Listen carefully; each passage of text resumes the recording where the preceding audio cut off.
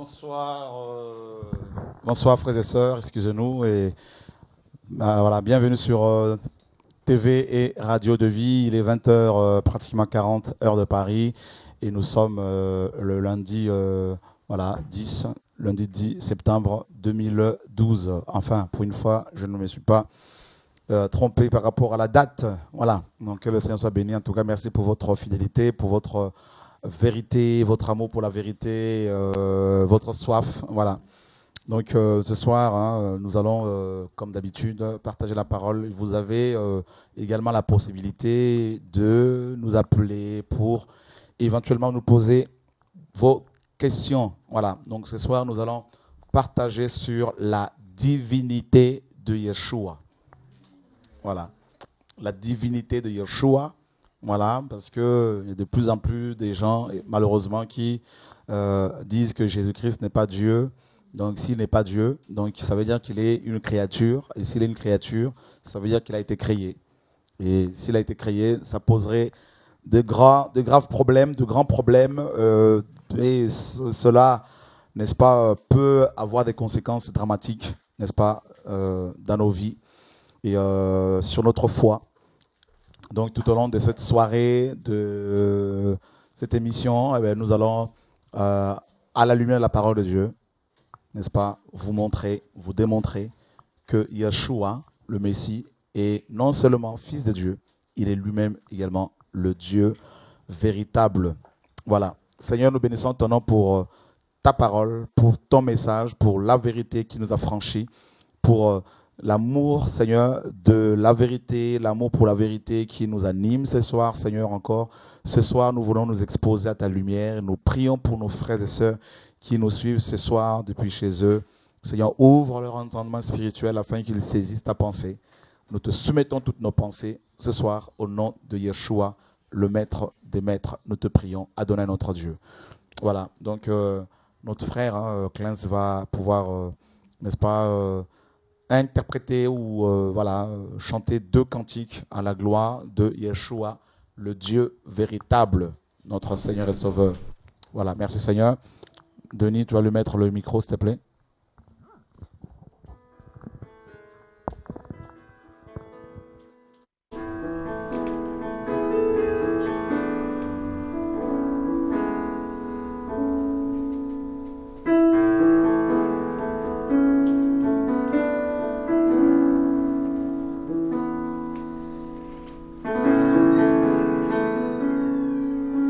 Seigneur, nous voulons élever ton nom et nous te disons merci pour ce que tu fais dans nos vies. Seigneur, ton amour ne tarit jamais. Tu es le Dieu d'éternité. Tu règnes sur la terre et dans les cieux.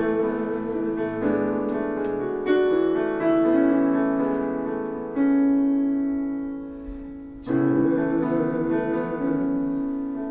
tu es grand et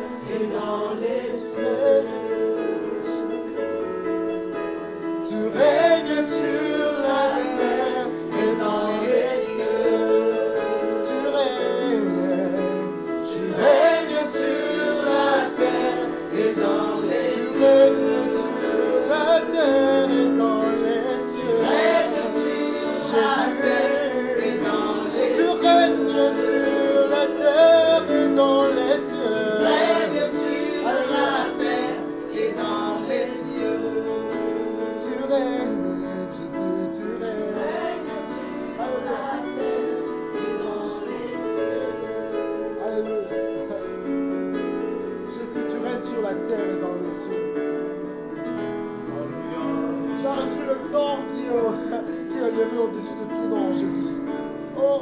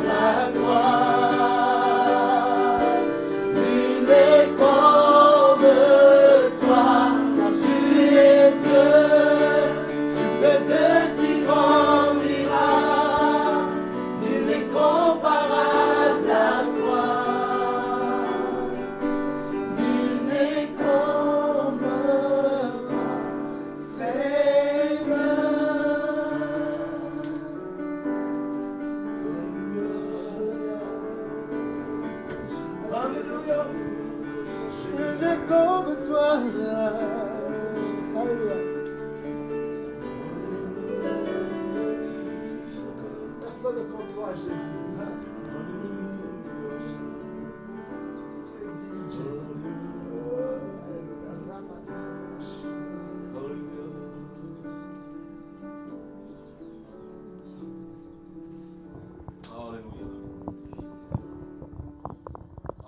On peut vraiment l'acclamer, mes amis. Il mérite la gloire. Alléluia.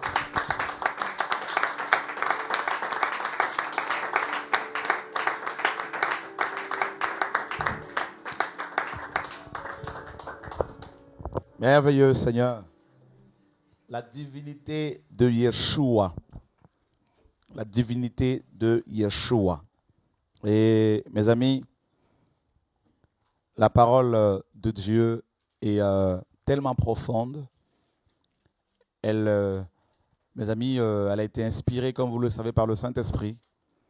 Cela veut dire que si vous voulez la comprendre, comme vous le savez, il vous faut impérativement l'Esprit qui l'a inspirée. Donc, vous ne pouvez pas la comprendre parce que vous êtes, n'est-ce pas, un intellectuel. Vous n'allez pas la comprendre parce que vous avez fait de longues études.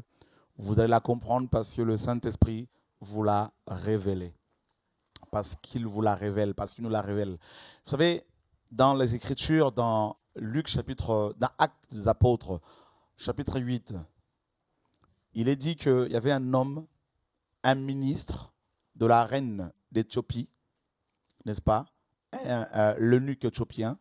Il était eunuque et ministre d'une puissante reine. Cet homme avait fait des longues études.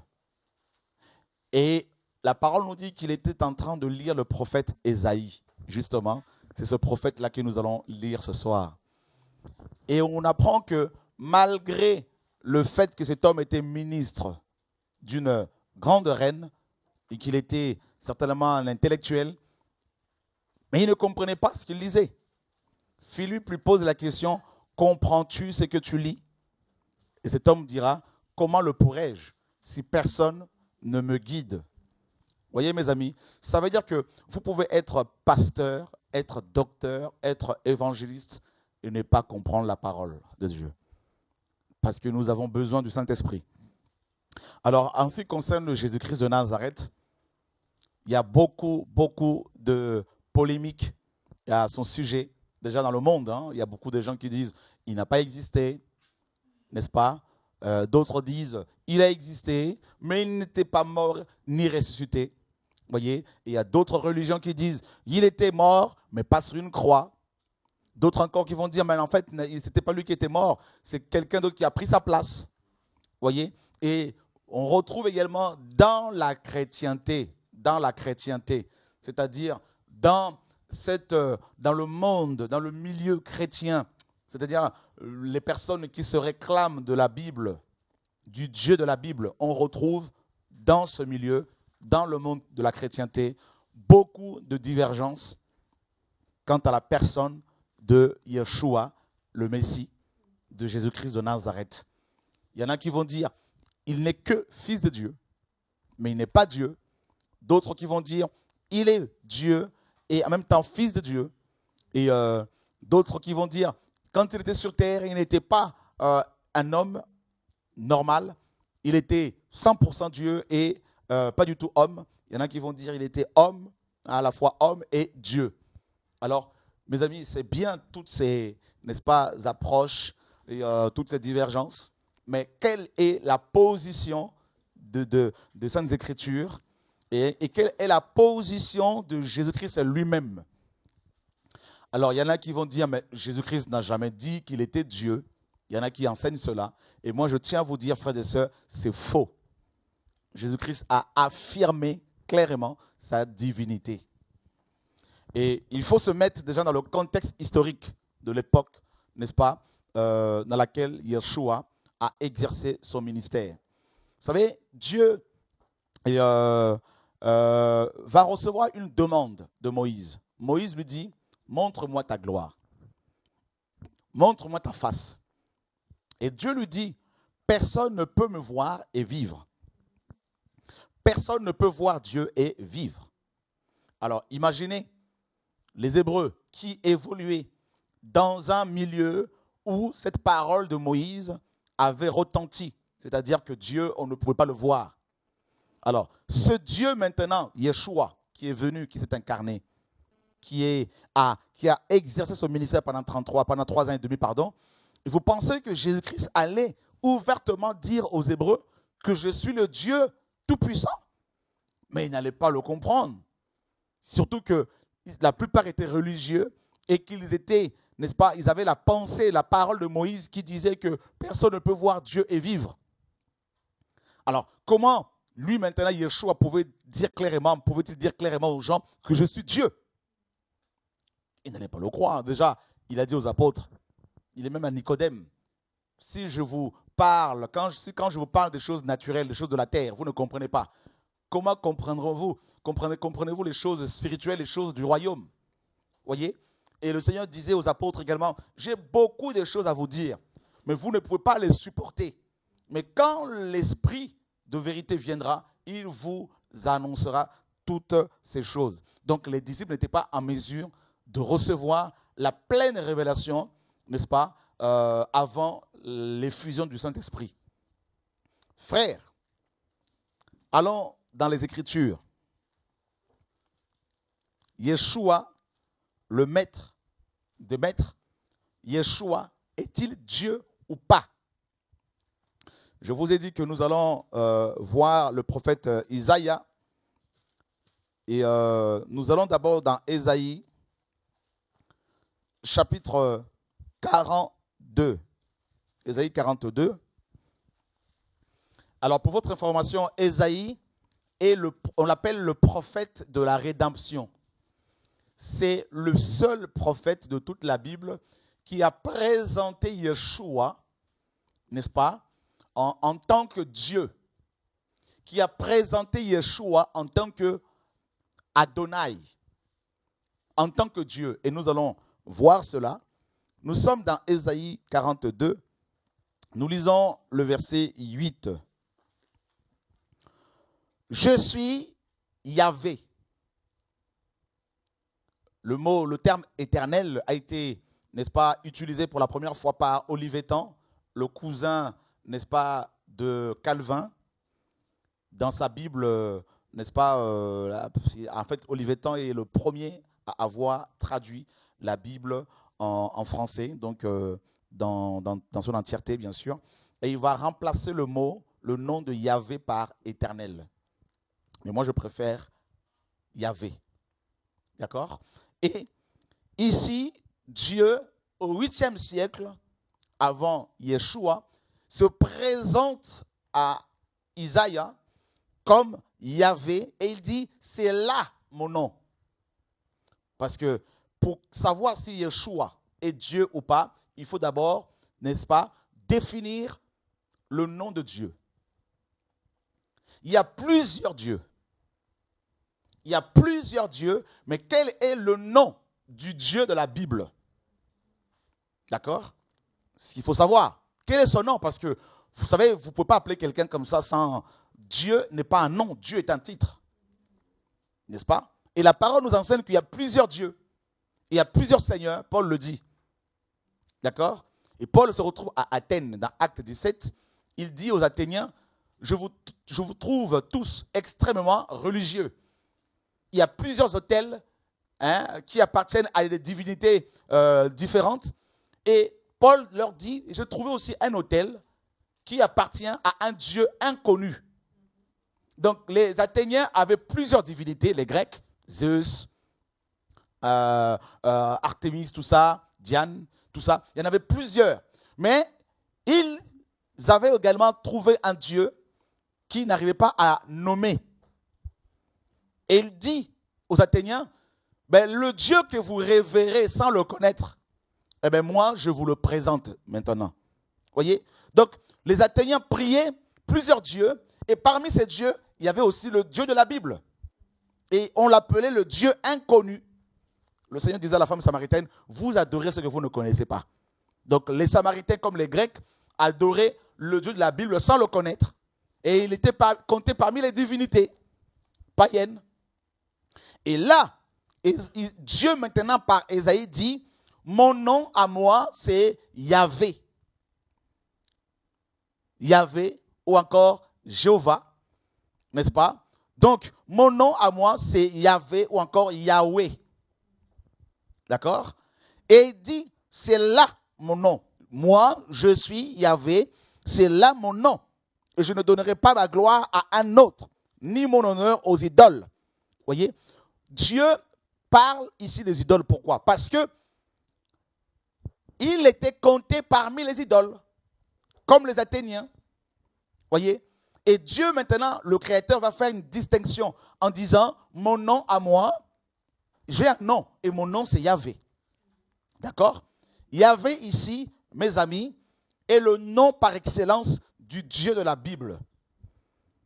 Yahvé veut dire, mes amis, simplement, n'est-ce pas, c'est lui qui n'a pas de commencement de vie ni fin de vie. C'est lui qui existe par lui-même. D'accord? Qui a été traduit par l'Éternel, pour simplifier les choses. Alors, mes amis, Yahvé est le nom le plus glorieux, le plus puissant du Dieu de la Bible. J'insiste là-dessus. Or, Dieu dit qu'il ne donnera pas son honneur, sa gloire à un autre.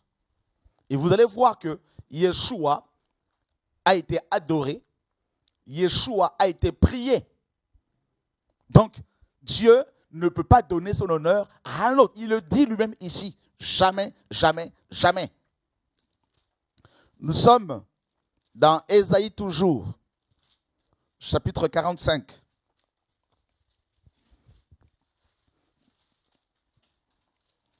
Là, nous étions dans Ésaïe 42, 8.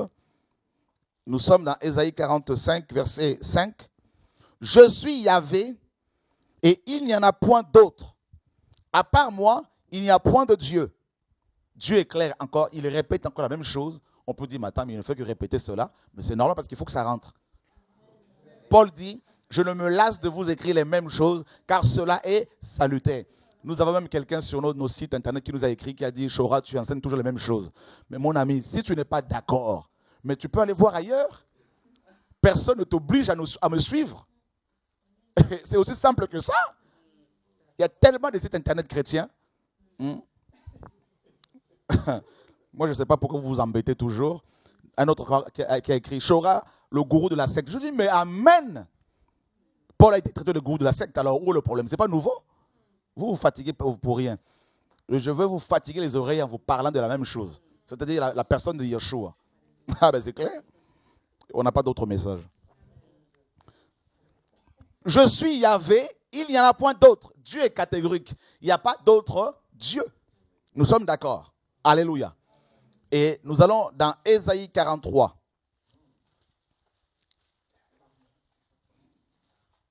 Nous lisons le verset 11. Là, ça déchire. C'est moi. Il dit encore, moi. Vous allez dire, mais attends, mais quand même, ce Dieu a un problème. Mais non, il n'a pas de problème. C'est nous qui avons des problèmes. Avec notre cabeza, notre tête. C'est moi. C'est moi qui suis Yahvé. Ça veut dire qu'il y a d'autres dieux qui se réclamaient de lui, qui voulaient prendre son nom. Il dit, c'est moi qui suis Yahvé, et à part moi, il n'y a point de sauveur. Vous croyez que Dieu dit la vérité, n'est-ce pas? Yahvé, c'est lui le sauveur. Donc nous sommes d'accord. La Bible dit que Yahvé est le seul sauveur. Donc il n'y en a pas deux. On ne peut pas être sauvé par deux sauveurs. La Bible nous présente un seul sauveur, dont le nom est Yahvé. Nous sommes d'accord. Vous êtes d'accord avec Dieu ici? Ok. Bon. Comme nous sommes d'accord avec Dieu, qu'il y a un seul sauveur, maintenant, nous allons voir si la parole est vraie ou pas. Luc chapitre 1er. Nous rentrons tout de suite dans le vif du sujet. Hein? Nous ne voulons pas tergiverser. Luc chapitre 1, verset 67. Zacharie, père de Jean-Baptiste, fut rempli du Saint-Esprit et il prophétisa en ces mots. Frère, ici Zacharie ne parle pas parce qu'il était dans une école théologique.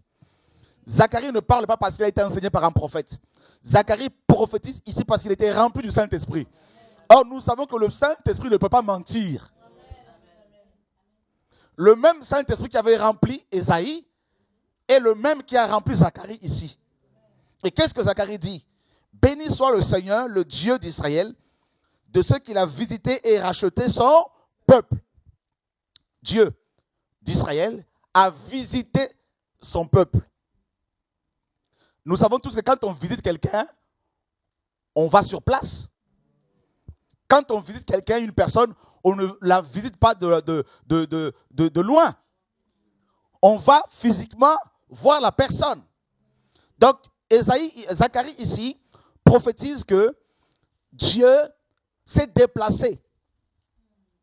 Est-ce que vous suivez l'enseignement? Dieu s'est déplacé pour visiter son peuple. D'accord? Pour le racheter. Et nous a suscité un puissant. Il y a un problème ici. Bon. On nous dit qu'il y a un seul sauveur. Dieu dit qu'il est le seul sauveur.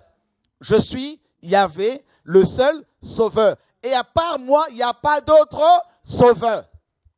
Alors si Jésus n'est pas ce Dieu-là, c'est qu'il y a deux sauveurs. Et là, dans ce cas-là, Ésaïe nous a menti. Et aussi Zacharie nous a menti. Et par-dessus tout, le Saint-Esprit dans ce cas-là nous a menti. Or, comme il est l'Esprit de vérité, il ne peut pas mentir.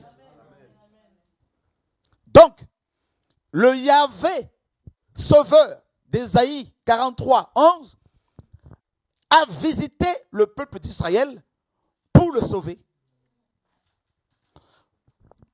Vous me direz, mes frères Chora, mais là c'est bizarre. Mais frère, écoutez, ce n'est pas moi qui ai écrit la Bible. Je ne fais que répéter ce qui est écrit. On dit qu'il y a un seul sauveur, son nom c'est Yahvé, et on dit que ce sauveur a été envoyé sur terre.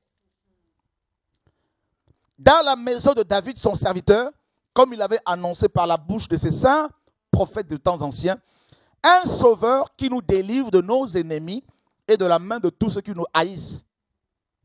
Frères, mes amis, Yahvé, le sauveur, a envoyé un sauveur pour nous sauver. Ça paraît bizarre. Comment Dieu peut envoyer Dieu pour nous sauver?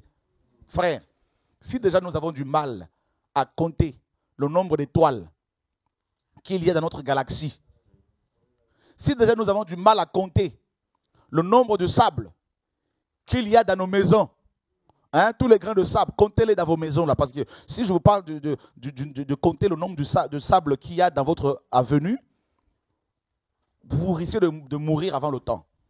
Maintenant, je vous lance un défi seulement. Comptez-moi tout le nombre, c'est le nombre de sable qu'il y a dans votre maison. Ou même le sable qui s'est accroché à votre chaussure. Si déjà nous avons du mal à le faire, et vous croyez vraiment que nous allons comprendre facilement le langage de Dieu?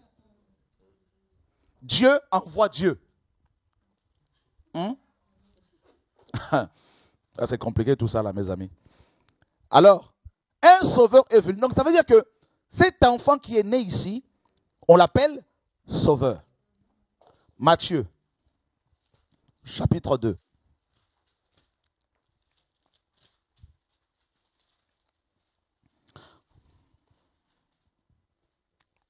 Oh, Dieu est grand. Nous lisons Matthieu chapitre 1er, verset 18. Voici de quelle manière arriva la naissance de Yeshua, le Messie. Marie, sa mère, ayant été fiancée à Joseph, se trouva, comment? Enceinte par le concours d'un homme, par la vertu, avant qu'ils aient habité, littéralement, avant que Marie ne soit déviergée, dépucelée. Elle était déjà enceinte. Pour votre information. Et vous allez dire que cet enfant-là n'est pas Dieu? Mes amis, mais il faut être, je ne sais pas, il faut être possédé. Pour dire que cet enfant qui est né sans le spermatozoïde, sans le sperme humain, et cet enfant est né. Vous savez, je vais vous dire une chose. Le prophète Ésaïe a dit quelque chose de terrible dans Ésaïe, mon frère Loufiane, chapitre 7. Oh, je sais que vous aimez la parole. Je sais que vous êtes des amoureux de la parole. Dans Ésaïe chapitre 7, le prophète a annoncé quelque chose de fort qui a mis la confusion chez les grands érudits. Ésaïe 7, 14. C'est pourquoi le Seigneur lui-même vous donnera un signe. Voici, la Vierge deviendra enceinte et elle enfantera un fils et on lui donnera le nom d'Emmanuel. Mes amis, écoutez bien ici. Cette parole a choqué beaucoup de rabbins de l'époque. Ésaïe était un prophète. Et pour comprendre un prophète, il faut être prophète. Vous ne pouvez pas comprendre un prophète si vous n'êtes pas prophète. Parce que le langage prophétique est un langage codé. Ben oui. Pour comprendre Ésaïe, il fallait être de la lignée d'Ésaïe. Parce que une chèvre ne peut pas être comprise par une vache. C'est pour cela que ça ne traîne pas ensemble. Si vous mettez un coq avec un canard, ça va se diviser parce qu'ils ne sont pas de la même nature. Vous voyez? Ben, ça ne dure pas longtemps leur amitié parce qu'il y en a un qui va commencer à chanter, un autre qui va commencer à couiner, je ne sais pas quoi là. Ça ne va pas marcher. Vous voyez? Donc, maintenant, on a voulu mélanger les prophètes avec les docteurs, avec je ne sais pas quoi, avec les théologiens. C'est pour cela qu'il y a toutes ces confusions dans la chrétienté. Et, que Dieu nous aide. Vous avez vu ici, les rabbins ont dit, comment, Ésaïe, peux-tu dire que une vierge va être enceinte tout en gardant sa virginité? Comment une femme peut-elle être enceinte tout en étant vierge? Parce que sur le plan humain, c'est impossible. Frère, ça c'était un mystère. Tout le monde naissait par le concours de l'homme et la femme. Avec la semence de l'homme qui était contaminé par le péché d'Adam et Ève. Maintenant, cet enfant, l'enfant dont il est question ici, Emmanuel, Dieu lui-même, parmi les hommes, Dieu incarné, ce Dieu, nous dit la parole, en fait, Marie est tombée enceinte grâce au Saint-Esprit. Pour votre information, c'est le Saint-Esprit qui a engrossé Marie. Alors, allez comprendre ça. La Bible dit que Dieu est esprit. Donc, quand l'ange dit à Marie, parce que Marie pose la question à l'ange, tu dis que je vais être enceinte, mais moi je suis simplement fiancée, je ne connais pas encore mon homme. L'ange lui dit, t'inquiète pas, il y a un autre système que vous ne connaissez pas encore, vous les humains. C'est Dieu lui-même qui va t'engrosser. C'est pour cela que Joseph a voulu rompre avec, parce qu'il n'était pas le premier. Il a compris qu'il n'était pas le premier, qu'il n'allait jamais être le premier. Quelqu'un d'autre était passé par là. Dieu lui-même. On dit que la puissance du Saint-Esprit te couvrira. Et tu deviendras enceinte. Frère, laissez-moi vous dire. Un homme normal est déjà né comme ça.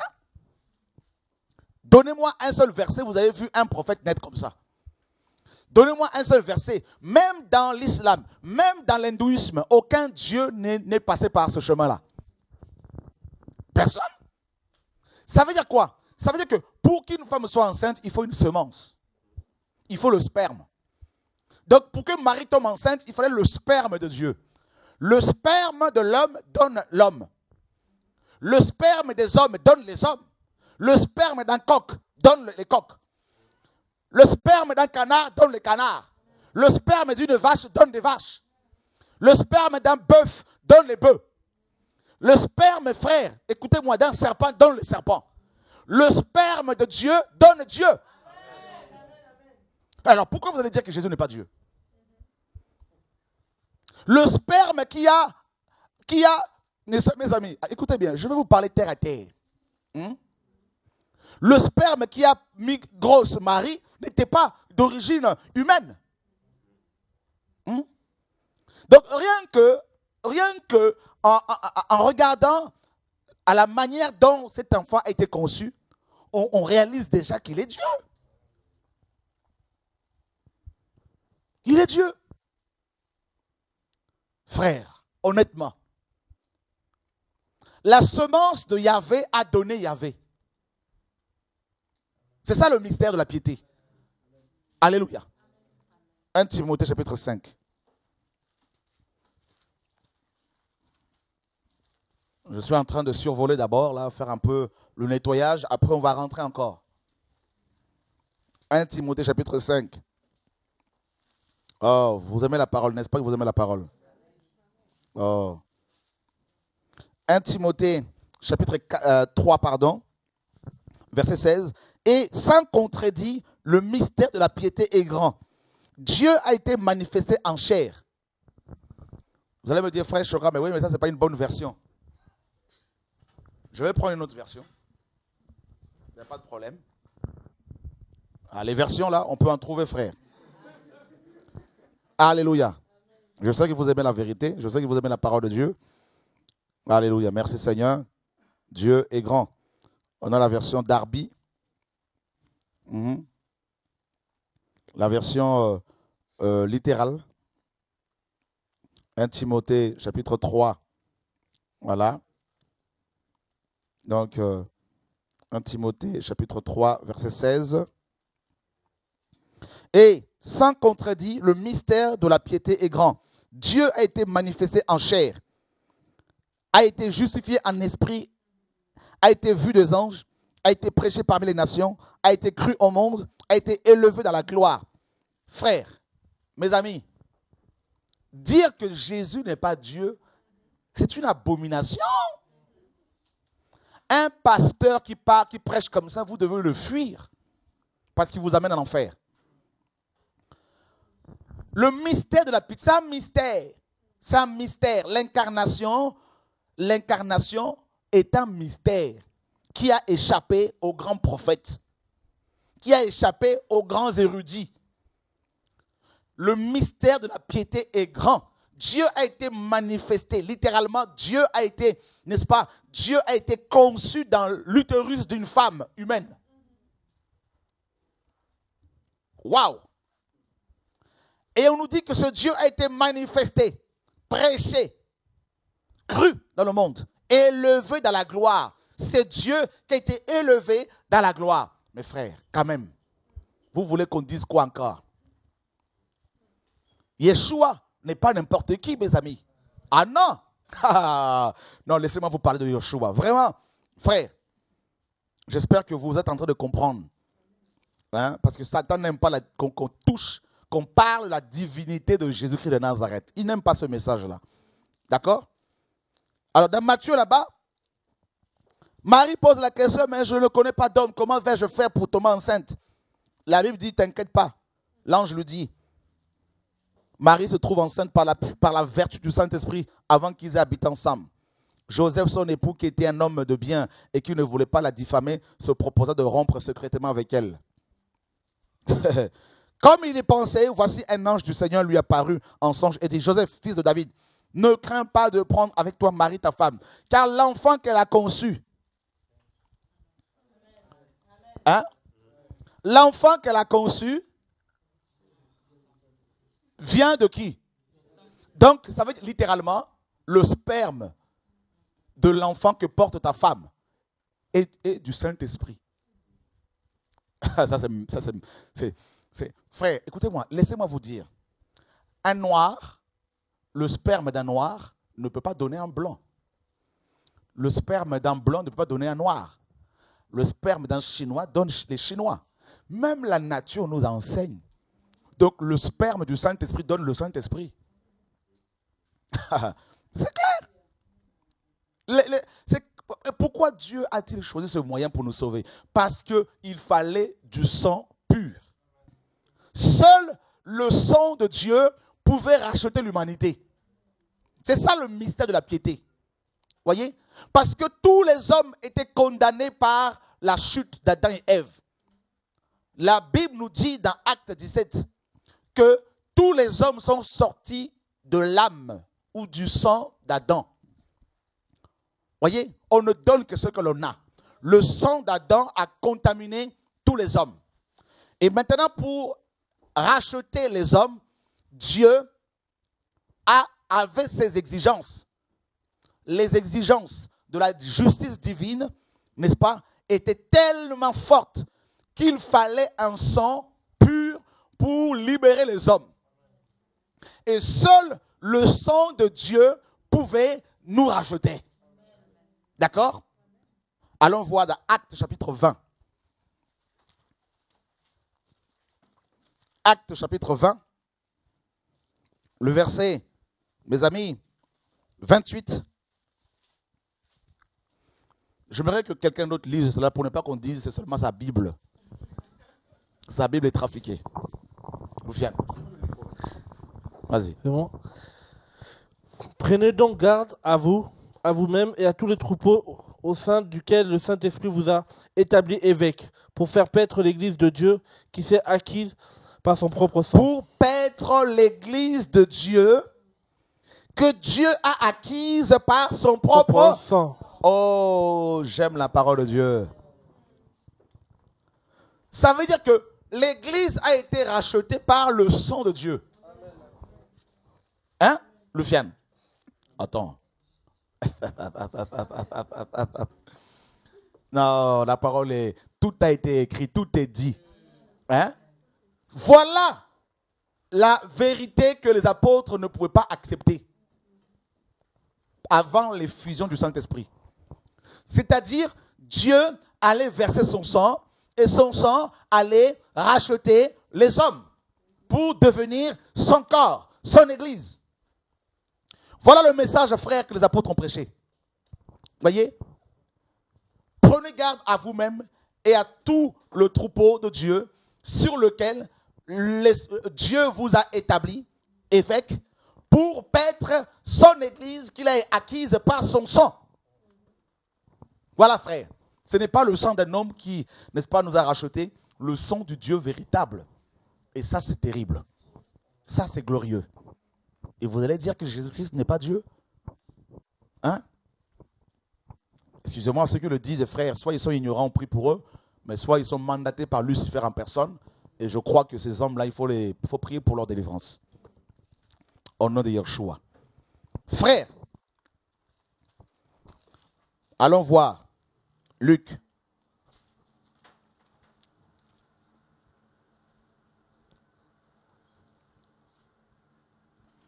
Oh, Dieu est magnifique. Luc chapitre 1, verset 34.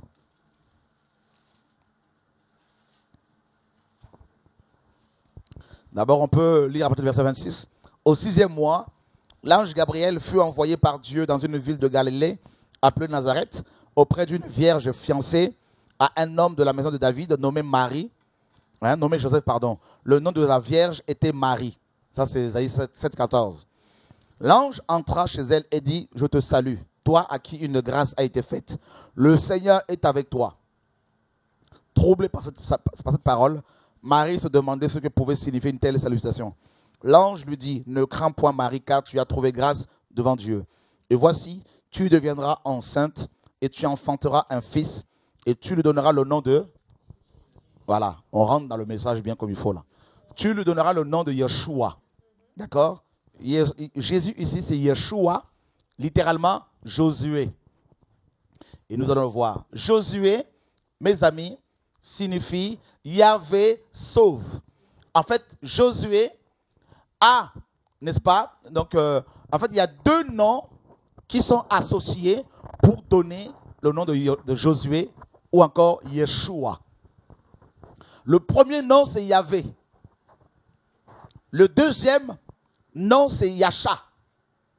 Donc, Josué, qui a donné Yeshua, donc Josué, en hébreu, Yeshua, et en grec, Jesus, en français, Jésus. Josué, mes amis, signifie Yahvé sauve, littéralement, Yahvé, Yasha.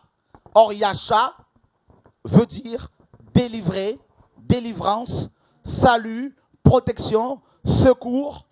Voyez? Et ça, c'est terrible, frère. Donc, on a rajouté, c'est le nom de Yeshua, dedans, il y a Yahvé. Donc, l'ange Gabriel dit à Marie, l'enfant que tu portes n'est rien d'autre que Yahvé. Comme son sang est pur, donc il est accompagné de Yasha, c'est-à-dire la délivrance. Voyez? Oh. Voilà pourquoi dans Ésaïe 43, 11, Yahvé disait, je suis Yahvé, n'est-ce pas? À part moi, il n'y a pas d'autre sauveur. Et on va voir, dans Ésaïe toujours, on va retourner là-bas, où il a dit encore, je suis le seul rocher. Hein? Il n'y en a pas deux. Oh, que Dieu nous aide. Que Dieu nous aide. Frères et sœurs, écoutez bien l'enseignement, s'il vous plaît. Frères, Marie reçoit le nom de l'enfant qu'elle allait porter. C'est-à-dire Yahvé, Yeshua. Je vais vous dire une chose. Moïse, sachant qu'il allait mourir bientôt, va désigner son disciple Osée. Il va changer son nom en Josué pour qu'il fasse rentrer les Israélites en Canaan. Frère, pourquoi Moïse avait-il changé le nom d'Osée en Josué? C'était prophétique. Osée signifie Yahvé, n'est-ce pas? Osée, c'est Yahvé. Yeshua, Josué, Yahvé sauve. Moïse avait compris que un Dieu qui ne sauve pas n'est pas Dieu. Moïse avait compris que seul Yeshua pouvait amener le peuple, faire entrer le peuple dans son héritage. Voilà pourquoi prophétiquement, il a dit à Osée, tu seras accompagné par Yeshua. D'accord? Donc, Marie reçoit le nom de l'enfant. On l'appellera Josué, Yeshua, Yahvé sauve. Il est dit. Rappelez-vous bien que le nom compte chez les Hébreux. Hein? Ah oui, Dieu dit, c'est là mon nom. C'est là mon nom. Et il dit, il sera grand et sera appelé fils du Très-Haut. Frère, fils du Très-Haut, ça veut dire quoi? Je vous ai dit que quand on voit les enfants, vous voyez par exemple on va dire les aiglons. Vous ne pouvez pas dire que les aiglons ne sont pas des aigles. Hein? Un aiglon est un aigle. D'accord? Donc, un fils de Dieu est forcément Dieu. Bah oui.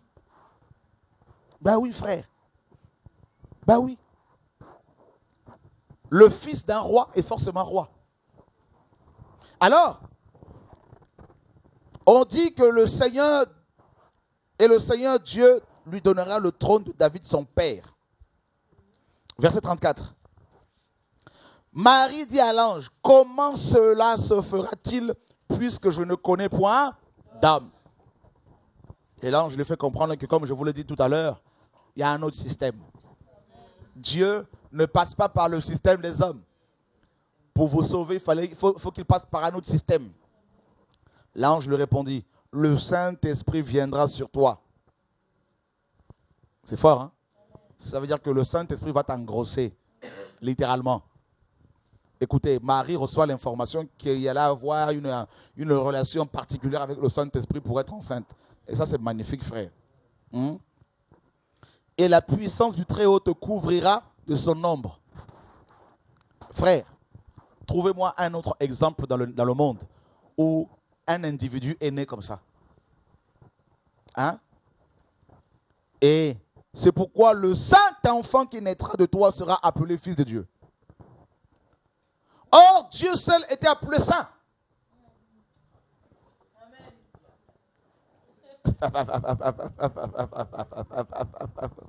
Hein? Oh my God. Le saint enfant qui naîtra sera appelé fils de Dieu. Ça veut dire que cet enfant qui va naître, qu'elle est naître, n'a jamais péché. Cet enfant qui va naître était d'abord quelque part avant de venir. Amen. Frère, laissez-moi vous dire, le sperme humain qui, mes amis, va à l'encontre de l'ovule, ce sperme, avant d'être dans le corps d'une femme, a d'abord été dans le corps de l'homme. Donc le sperme humain connaît une préexistence avant d'être injecté dans le corps d'une femme. Donc le sperme du Saint-Esprit a connu une préexistence avant d'être déposé dans l'ovule de Marie.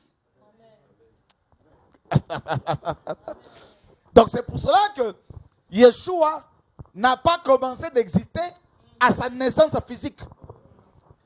Il a commencé à exister, il a toujours été là. Nous sommes dans Hébreux chapitre 7.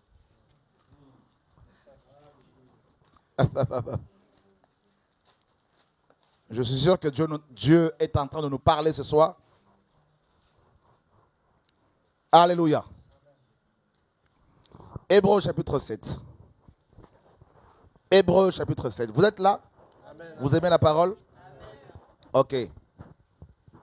En effet, ce Melchisédek était roi de Salem, sacrificateur du Dieu très haut. Le saint enfant qui naîtra, on l'appellera le fils du Dieu très haut, c'est-à-dire El Elohim, El Elyon, pardon, El Elyon. Il alla au-devant d'Abraham lorsqu'il revenait de la défaite des rois, il le bénit.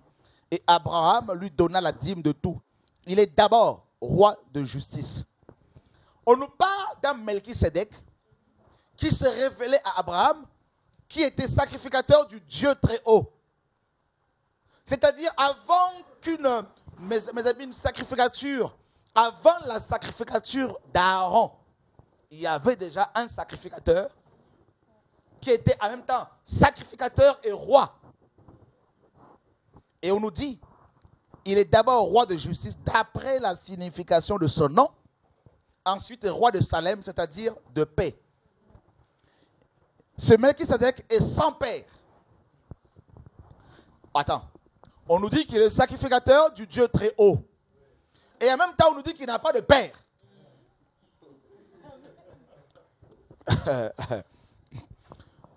Allez comprendre ce langage biblique.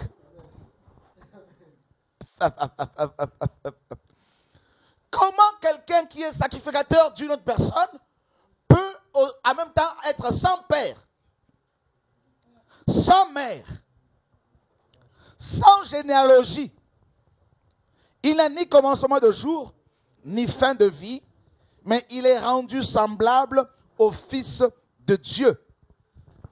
Ce Melchisédek demeure sacrificateur à perpétuité. Frère, frère, frère, frère. Regardez, verset 24. Mais lui, Yeshua, parce qu'il demeure éternellement, possède un sacerdoce qui n'est pas transmissible. Littéralement, un sacerdoce éternel. Donc, c'est le Melchisédek. Et on nous dit que ce Melchisédek est Dieu lui-même. Parce qu'il n'a pas de père, il n'a pas de mère. Voilà le sperme qui a affecté, qui a été dans le ventre de Marie. La préexistence de Yeshua, Melchisédek. Frère. Oh, vous croyez que Dieu est grand, n'est-ce pas que Dieu est grand, frère? Oh, je sais que vous aimez la parole, je sais que vous aimez la vérité. Et je sais que vous n'avez pas le choix. Vous ne pouvez que être éclairé par la vérité de Dieu. Oh Seigneur, merci. Nous sommes dans Hébreux chapitre 6, Loufiane. Verset 13. Je lis au nom du Seigneur. En effet, comme Dieu, en faisant la promesse à Abraham, ne pouvait jurer par un plus grand que lui, il a juré par lui-même. Et en disant, certainement, je te comblerai de bénédictions et je multiplierai ta descendance. Et c'est ainsi qu'après avoir patiemment attendu, Abraham obtint ce qui lui avait été promis. Il est dit que lorsque Dieu a fait la promesse à Abraham, ne pouvant jurer par un plus grand que lui, il jura par lui-même. Est-ce que nous pouvons vérifier cela dans les Écritures? Oui. Genèse 22. Genèse 22. Oh, Dieu est magnifique. On nous dit que Dieu a juré par lui-même en bénissant Abraham. Allons vérifier cela dans Genèse 22.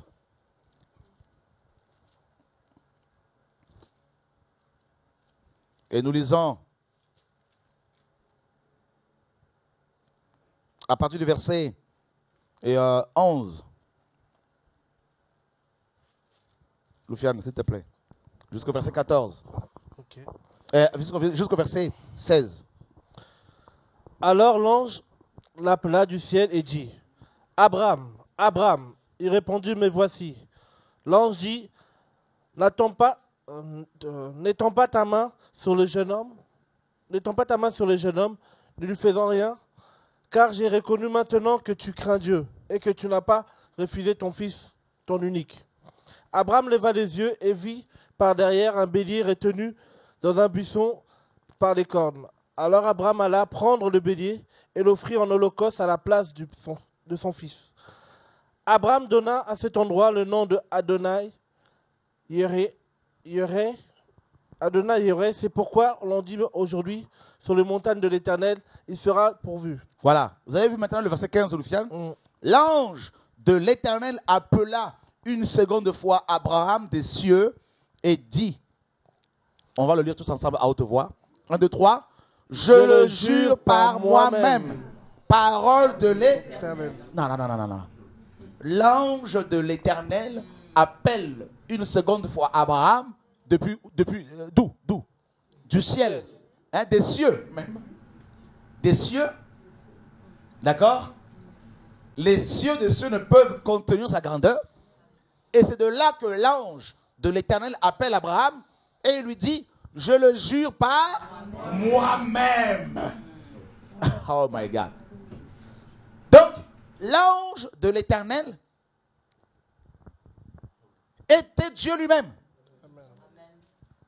Et Manoach, le père de Samson, quand l'ange de l'Éternel lui est apparu, il lui demande, quel est ton nom?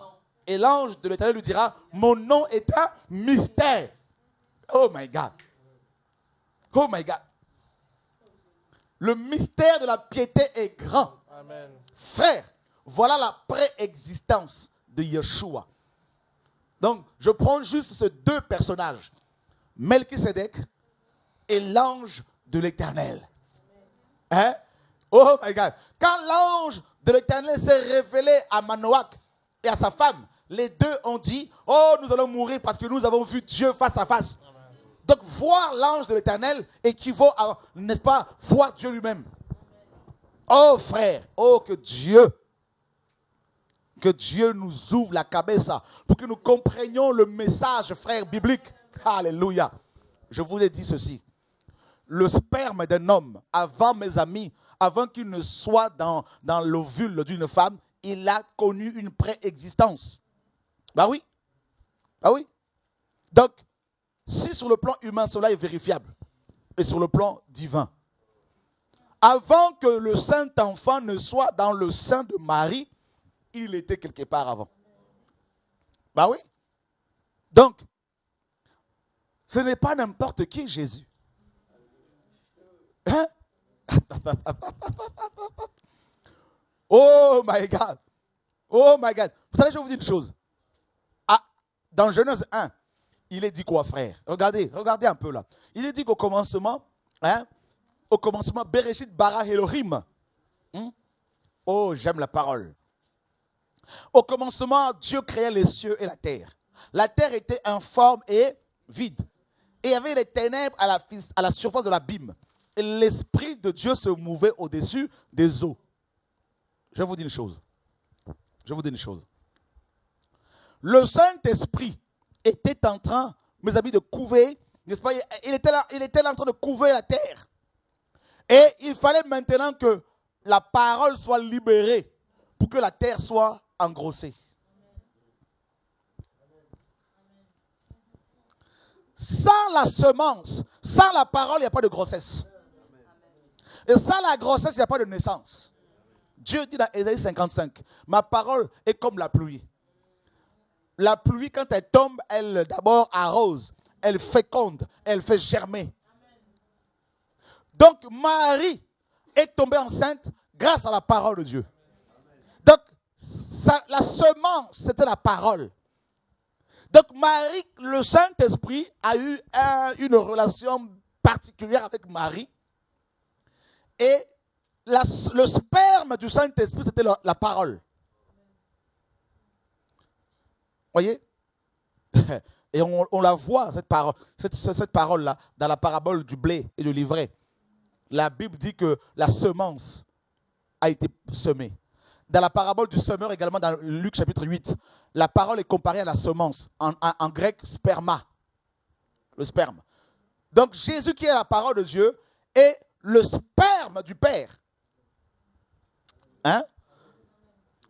Donc le sperme de Dieu donne naissance à Dieu. Voilà pourquoi on dit que cet enfant est saint. Et vous allez dire qu'il est une créature. Quelle créature, frère? Quel est le nom de cette créature-là qui peut sauver les autres créatures?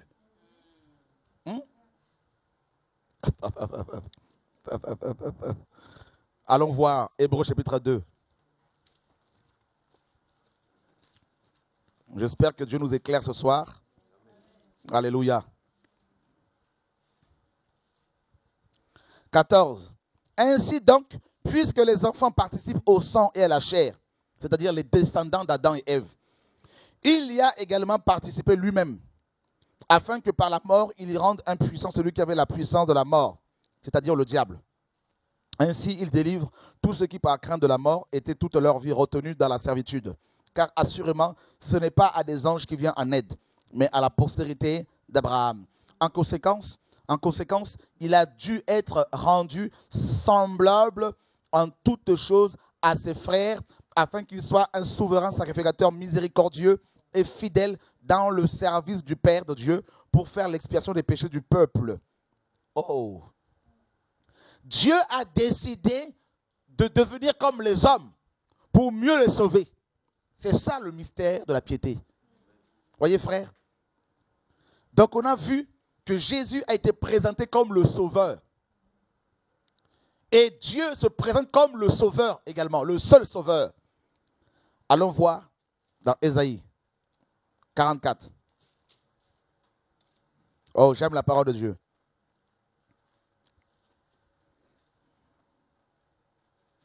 Verset 8.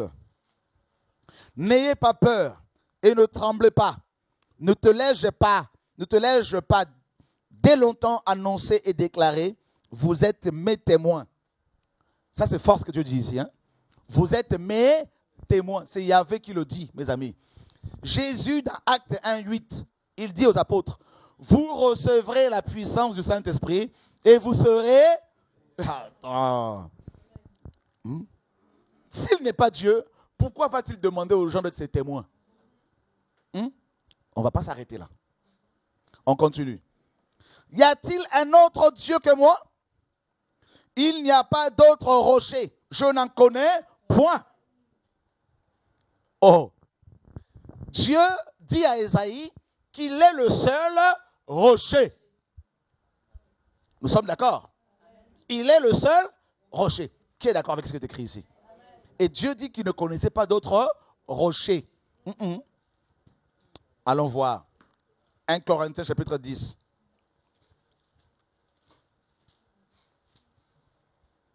Alléluia. Gloire à Dieu. Oh, Dieu est magnifique. 1 Corinthiens chapitre 10, verset 1er au verset 4.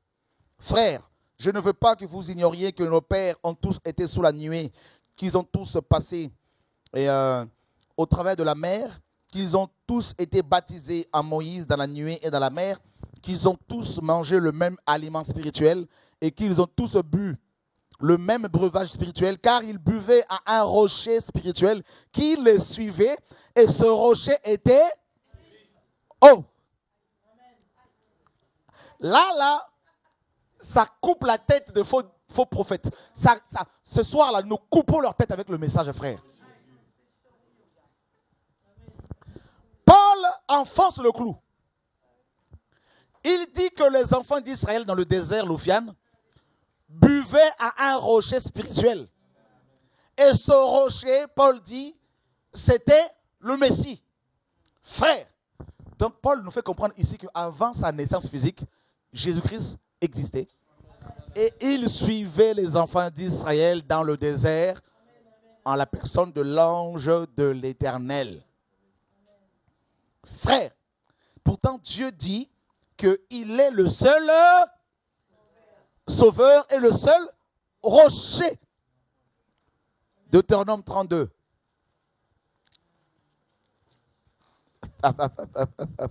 Oh, mes amis, la divinité de Jésus-Christ de Nazareth. Alléluia.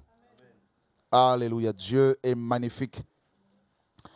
Deutéronome 32, nous lisons à partir du verset, n'est-ce pas? Oui. Nous lisons à partir du verset 12. Yahvé seul a conduit son peuple et il n'y avait avec lui aucun Dieu étranger. Nous sommes d'accord. Il a fait monter sur les hauteurs du pays et Israël a mangé les fruits des champs. Il lui a fait sucer le miel du rocher. Donc ce rocher donne du miel. D'accord? Loufienne, as-tu déjà vu un rocher qui donne du miel sans abeilles? Ce rocher donne premièrement du miel. Deuxièmement, l'huile sort du rocher le plus dur. Donc, il donne du miel, il donne de l'huile et il donne la crème des vaches et le lait de brebis avec la graisse des agneaux. Frère, oh, laissez-moi vous dire. Verset 15. Israël est devenu gras et il a rejambé. Tu es devenu gras, épais et replé. Et il a abandonné Dieu, son créateur. Il a méprisé le rocher de son salut.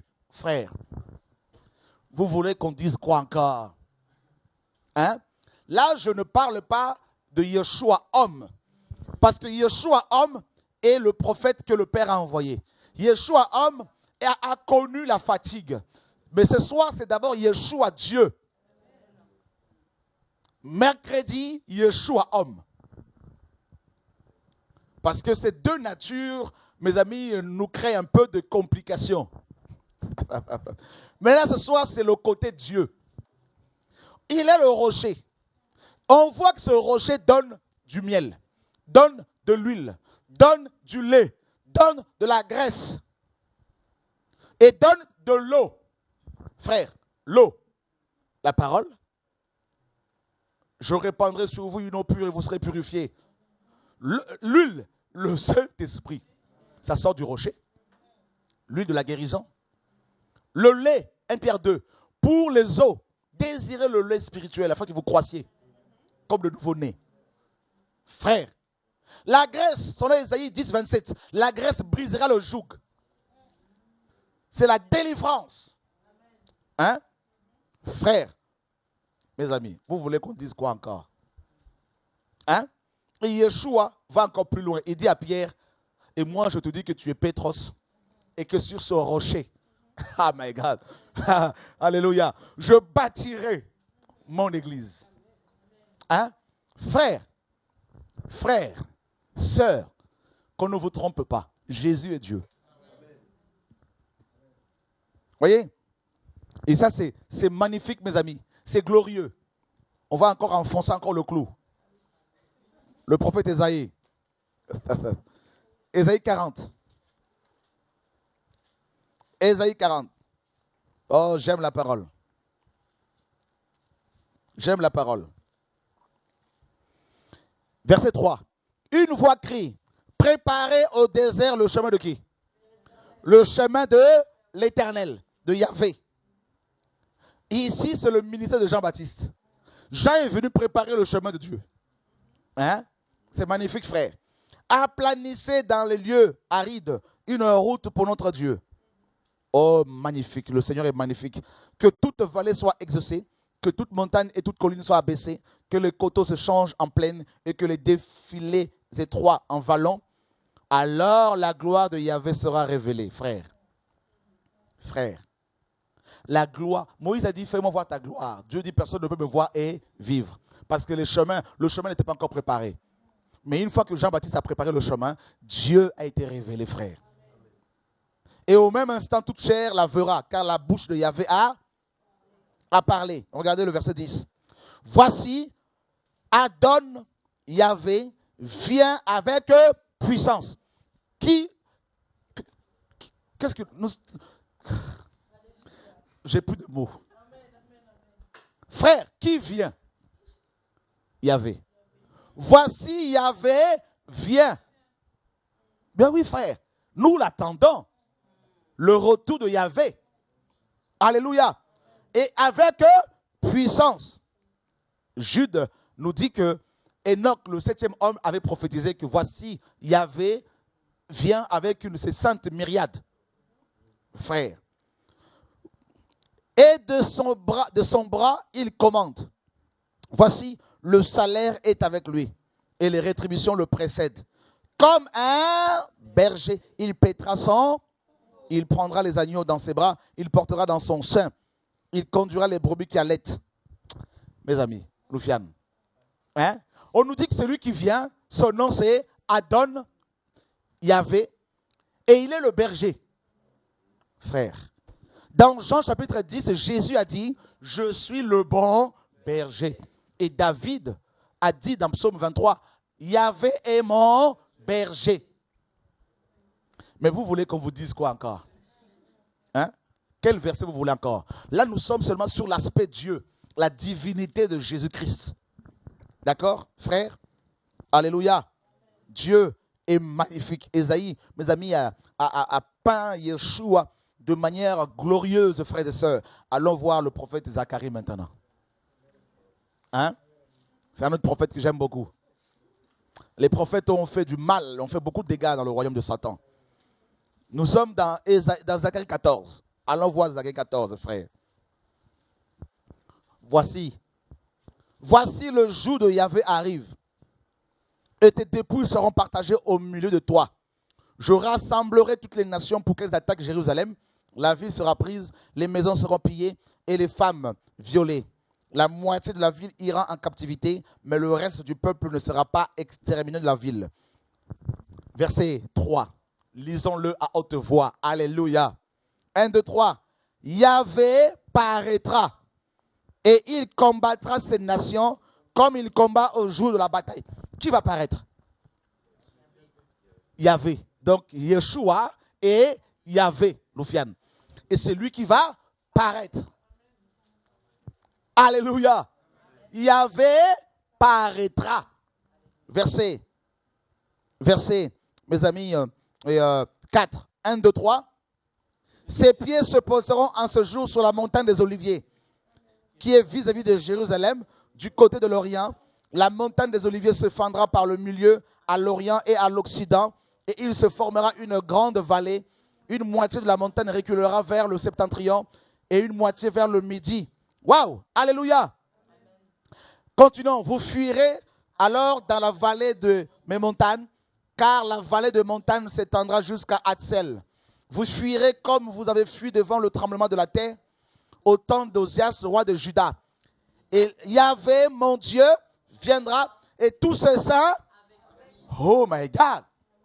Yahvé viendra avec tous ses saints. Alléluia! Waouh! En ce jour-là, il n'y aura point de lumière. Il y aura du froid et de la glace. Ce sera un jour unique, connu de Yahvé, qui ne sera ni jour ni nuit, mais vers le soir, la lumière paraîtra. La lumière, c'est lui-même. Que la lumière soit et la lumière fut. Que la lumière paraisse, littéralement. En ce jour-là, des eaux vives sortiront de Jérusalem et couleront vers la moitié vers la mer orientale, moitié vers la mer occidentale. Et il en sera ainsi été. Et l'Éternel sera roi de toute la terre. Et en ce jour-là, l'Éternel, Yahvé sera le seul Yahvé. Et son nom sera le seul. Ah, my God. Donc, en fait, pendant le millénium, nous allons retrouver le nom de Yahvé. Yeshua, l'Éternel est salut. Yeshua, n'est-ce pas, Yasha.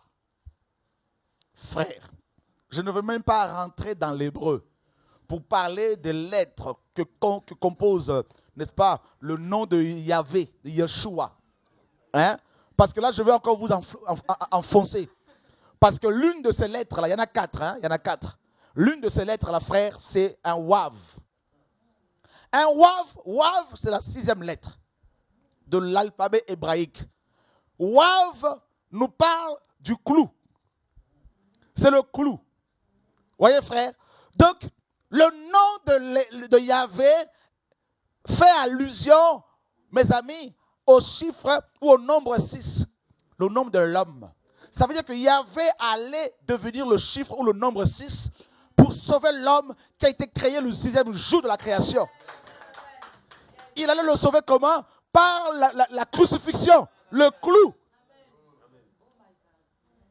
Ah. Voilà pourquoi Dieu dans Genèse 3,15 dit au serpent: je mettrai inimitié entre toi et la femme, entre ta postérité et sa postérité. Celle-ci blessera la postérité de la femme au talon, et la postérité de la femme écrasera la tête du serpent. Vous vous rendez compte? Donc la blessure de Yeshua, c'est Wav. La lettre Wav, Yahweh. Y, mes amis, un H, W et un H. Voyez? Oh, laissez-moi vous parler de Yeshua, frère. Oh my God. Frère, Dieu, non, il ne faut pas s'amuser avec Dieu. Hein? Il ne faut pas s'amuser avec Dieu, frère. Oh non. Il y a tellement de choses à développer. Là, nous parlons d'abord de la divinité. Maintenant, mercredi, je vais vous parler du nom de Yeshua. Et je vais parler encore, mes amis, de son humanité. Et là, vous allez voir qu'il a vaincu Satan, non en tant que Dieu, mais en tant qu'homme. Vous savez que tous les hommes qui croient en lui, en tant qu'homme, peuvent vaincre Satan, frère.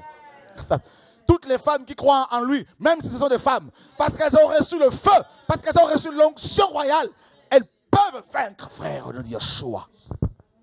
Jesus. Ce n'est plus une question de couleur de sexe. Voilà pourquoi Paul dit ni juif, ni grec, ni homme, ni femme. Tous sont un à Yeshua. Oh my God. Jesus. Oh non. Vous croyez quoi, frère? Vous croyez quoi? Dieu n'est pas n'importe qui. Un Wav.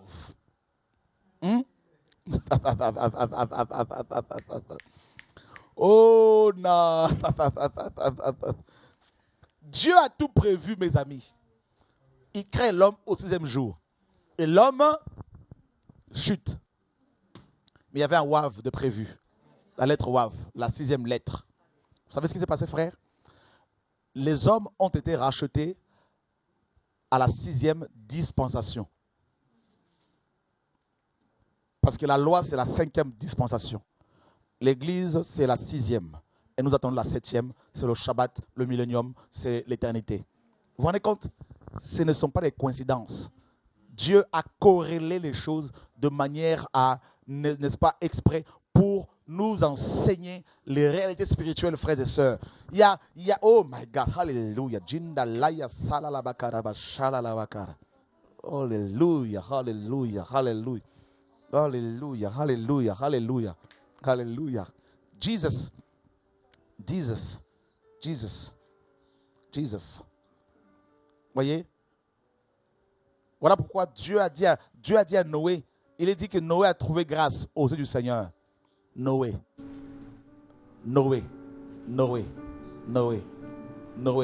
a trouvé grâce. Noé, homme, l'homme, Dieu, le Dieu de grâce. Oh Lord, hallelujah. Frère, cette semaine, nous sommes là, frère. Nous sommes là. On va vous parler de long en large de Yeshua. Ah oui. Ah oui. Frère, vous savez quoi? Vous savez quoi? Paul dit dans Colossiens 2, 9, en lui, en Yeshua, habite corporellement toute la plénitude. Il n'a pas dit un peu. Il dit toute la plénitude de la divinité. Mais c'est terrible, hein? Et vous allez dire que Jésus n'est pas Dieu. Paul dit dans Romains chapitre 5, Romains 9, 5, que Jésus est Dieu. Paul le dit. Frère, oh non, je bénis Dieu, sa présence est en train de nous visiter là. Oh là. Oh, alléluia. Le feu du réveil, frère. Et l'espérance ne rend point honteux parce que l'amour de Dieu est versé dans nos cœurs. Romains chapitre 9. Hein, mes amis? Oh, Dieu est magnifique. Vous allez être remplis de feu, remplis de gloire.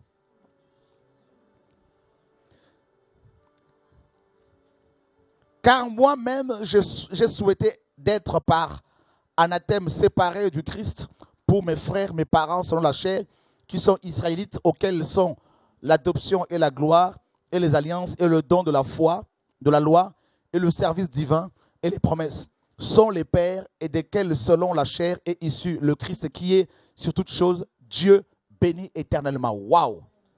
Paul dit clairement que Jésus est Dieu, béni éternellement. Hein? Mes frères, ça c'est terrible. On l'a adoré. Les femmes dans Luc là-bas l'ont adoré. C'est écrit littéralement. On ne peut pas adorer une créature. Et les femmes l'ont adoré, frère. La parole est claire, mes amis. Les disciples l'ont adoré. Voyez, frère. Oh my God. Alléluia. Dieu est magnifique. Dieu est glorieux. Oh, alléluia. Non. Vous croyez quoi, frère? Yeshua, il n'est pas n'importe qui. Il n'est pas n'importe qui, frère. Alléluia, alléluia, alléluia.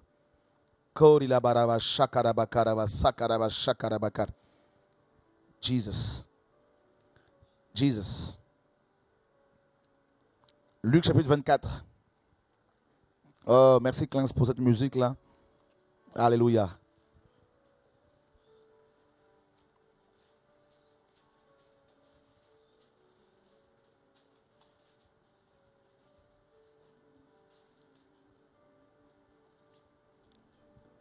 Luc chapitre 24.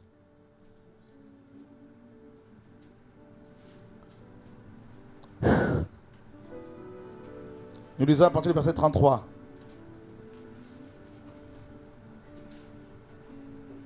Se levant à l'heure même, ils retournèrent à Jérusalem et ils trouvèrent les 11 et ceux qui étaient avec eux assemblés, en disant: le Seigneur est réellement ressuscité et il est apparu à Simon. Et ils racontèrent ce qui leur était arrivé en chemin et comment il avait reconnu au moment où il avait rompi, au moment où il rompit le pain, Tandis qu'il parlait de la sorte, lui-même se présenta au milieu d'eux et leur dit: la paix soit avec vous. Saisis de frayeur et d'épouvante, ils croyaient voir un esprit. Frères, mes amis, non. Et verset 52. Pour eux, après l'avoir adoré, ils retournèrent à Jérusalem avec une grande joie. Dieu disait dans Deutéronome, dans Exode 20, tu n'adoreras pas d'autre Dieu. Ici, les apôtres ont adoré Jésus.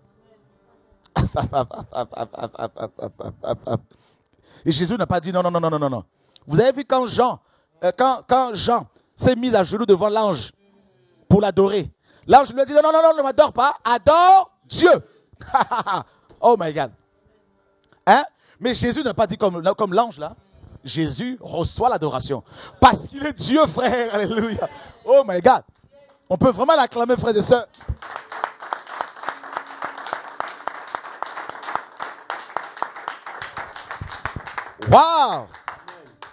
Waouh.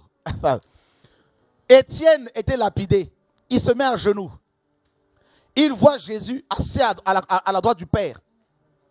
Mais il n'y a pas deux trônes. Il y a un seul trône. On va le voir, on va finir par là. Et Étienne dit, Seigneur Jésus, reçois mon esprit. Donc, on peut prier Jésus. Et Jésus reçoit aussi nos esprits. Or, Ecclésiaste disait, quand l'homme meurt, son esprit retourne à Dieu. Donc, Dieu seul reçoit les esprits des hommes. Or, Jésus a reçu l'esprit d'Étienne. Donc, il est Dieu, frère. Oh my God.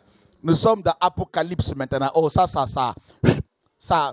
va coincer tout le monde. Là, c'est un livre que les théologiens n'aiment pas. Oh my God. Je sais que chez vous, là, c'est chaud. Je sens ça. Je le sens. Apocalypse chapitre 5. Oh my God. Oh my God. Puis je vis dans la main droite de celui qui était assis sur le trône un livre écrit en dedans et en dehors, scellé de 7 sceaux. Et je vis un ange puissant qui criait d'une voix forte, qui est digne d'ouvrir le livre et d'en rompre les sceaux. Et personne dans le ciel, ni sur la terre, ni sous la terre, ne put ouvrir le livre ni le regarder. Et je pleurais beaucoup de ce que personne ne fut trouvé digne d'ouvrir le livre ni de le regarder. Et l'un des vieillards me dit, ne pleure point. Voici le lion de la tribu de Juda, le rejeton de David, a vaincu pour ouvrir le livre et ces 7 sceaux. Attendez, maintenant écoutez ici. Vous allez voir ici, il y a quelque chose qui nous paraît bizarre. Suivez très bien. Et je vis au milieu de quoi? Non, au milieu de quoi? Et de 4 êtres, et au milieu des un homme, un agneau qui était là comme frère. J'en vois un agneau qui était assis où?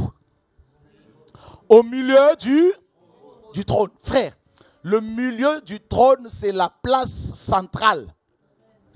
Qui d'autre que Dieu lui-même peut occuper cette place-là?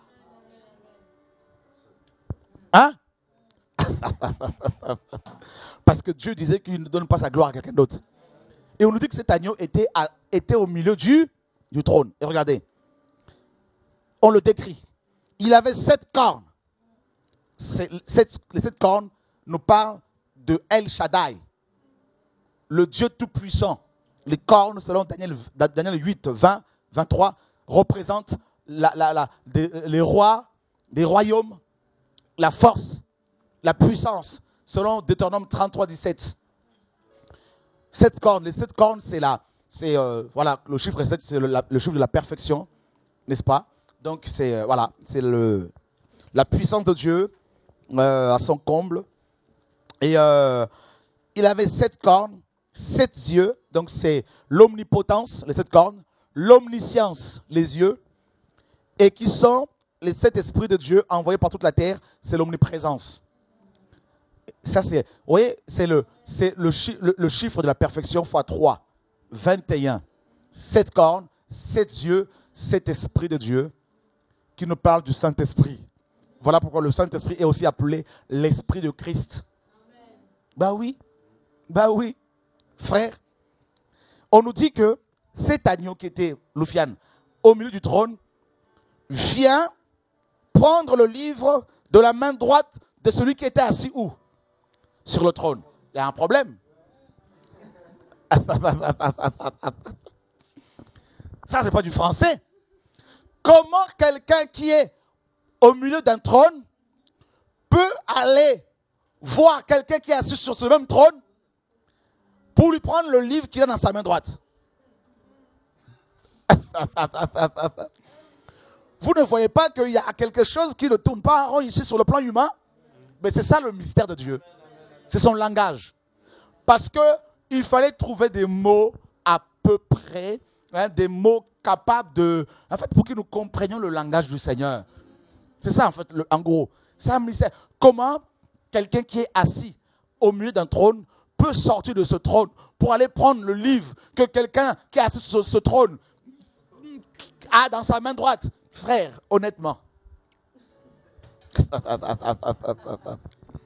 Ok. Il prend le livre. Et quand il a pris le livre, je regardais.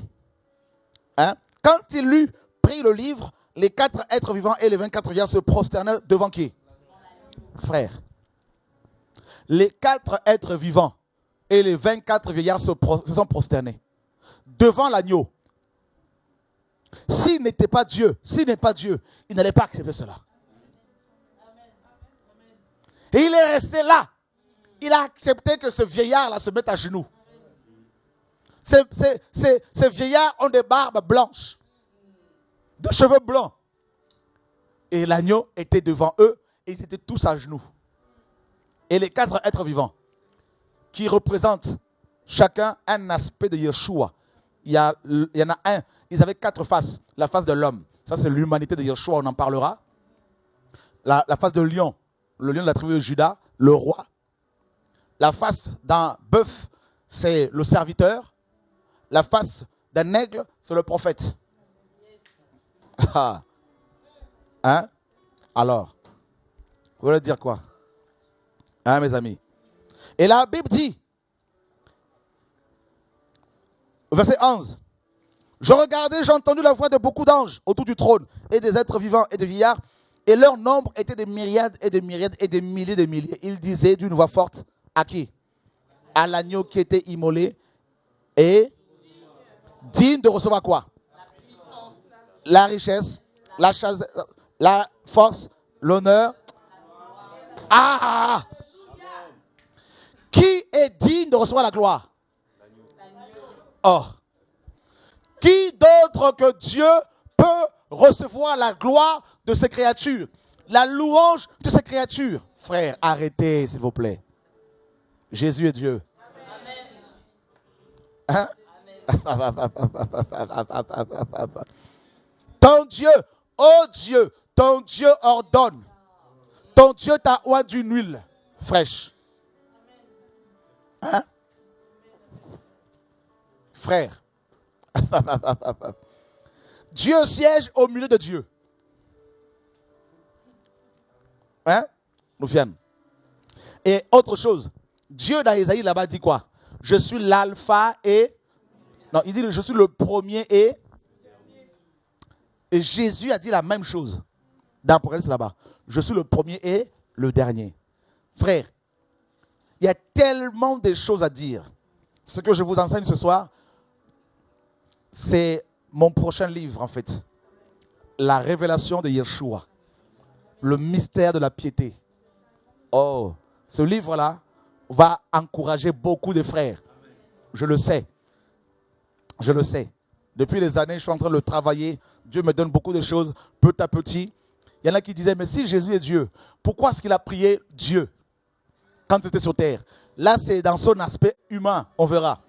Et vous allez voir la semaine prochaine, cette semaine, pardon, à partir de mercredi, que Dieu lui-même a prié Dieu. Dans Exode 34, vous allez voir ça. Yahvé proclame. Yahvé proclamant. Yahvé est le Dieu véritable. Ah, frère. Dieu a parlé à Dieu. Vous allez voir ça. Non, laissez-moi louer Jésus. Laissez-moi le louer, le glorifier. C'est mon Dieu. Paul dit dans Éphésiens 4, il y a un seul Seigneur.